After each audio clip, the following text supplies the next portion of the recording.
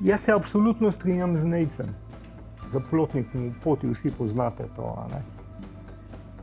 Kar naenkrat ugotoviš, to vsi poznamo, tudi ti, da v bistvu sam vrh je trenutek, zabliska se in je konec. Čeprav je želja, nenehna želja in motivacija priti na vrh. Ampak ko prideš na vrh, ne čutiš nič, a ne. Tista pot je fantastična, zato pa Nejc prav bistvena je pot.